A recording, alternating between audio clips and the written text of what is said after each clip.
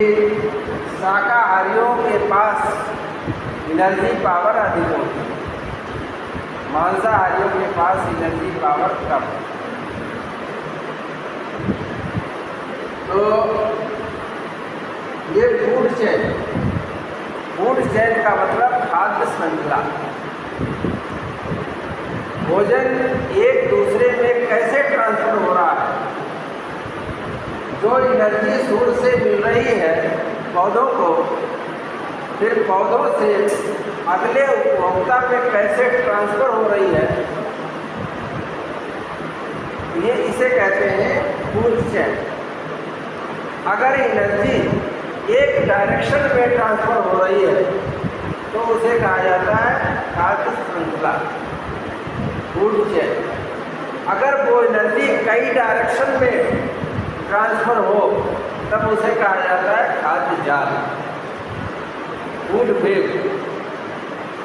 यहाँ एनर्जी एक डायरेक्शन में ट्रांसफर हो रही है, यहाँ देखिए एनर्जी ट्रांसफर हो रही है एक डायरेक्शन में। अब इसमें कई डायरेक्शन कैसे बन सकती है।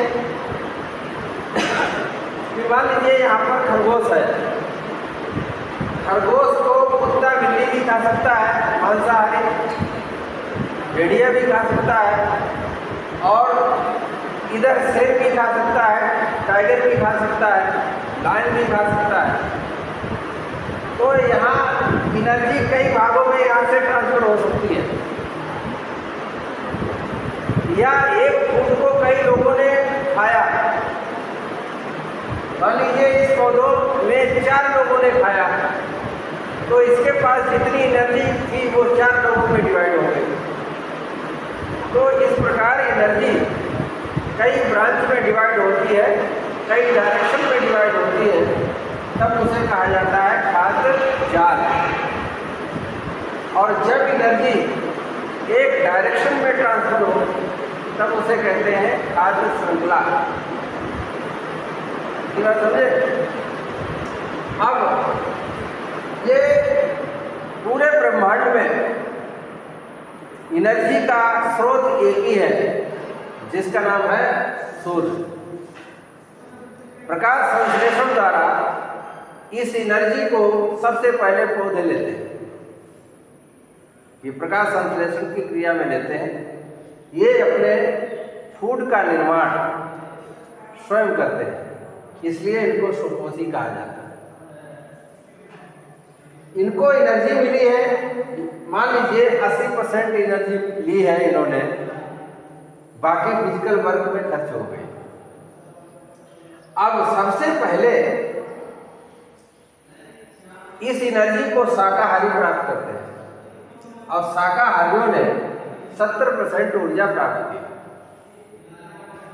ये जीव पहले है, ये पहला उपभोक्ता है जो पौधों से एनर्जी प्राप्त कर रहा है, इसलिए इसको प्राथमिक उपभोक्ता कहते हैं।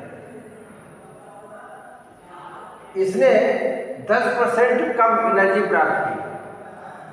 ये 10% रूल है एनर्जी ट्रांसफर का, जो लिंडरमैन नामक वैज्ञानिक ने दिया था। लिंडमैन ये साइंटिस्ट है, बायोलॉजिस्ट है, जीव विज्ञानी। इन्होंने 10% रूल दिया था, 10% लाकर। सूर्य से सबसे पहले एनर्जी पौधों को प्राप्त हुई, पौधों से शाकाहारियों को प्राप्त हुई।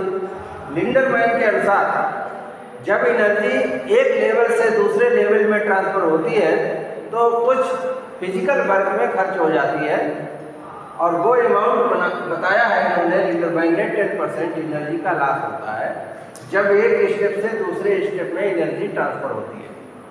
तो सुपोषी जीव ये है जो अपना भोजन स्वयं बनाते हैं। प्लांट से शाकाहारियों में एनर्जी ट्रांसफर हुई 10% कम करके।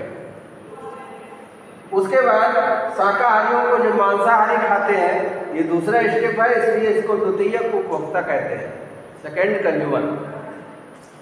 इनमें 10% कम हो गई, इनको लगभग 60% ऊर्जा मिली, और लास्ट में 10% कम करके मांसाहारी जो सर्वाहारी है वो तृतीयक उपभोक्ता कहे जाते हैं, इनको एनर्जी सबसे कम मिली है। तो सबसे ज़्यादा एनर्जी किसको मिलती है? शाकाहारियों को। Highest energy level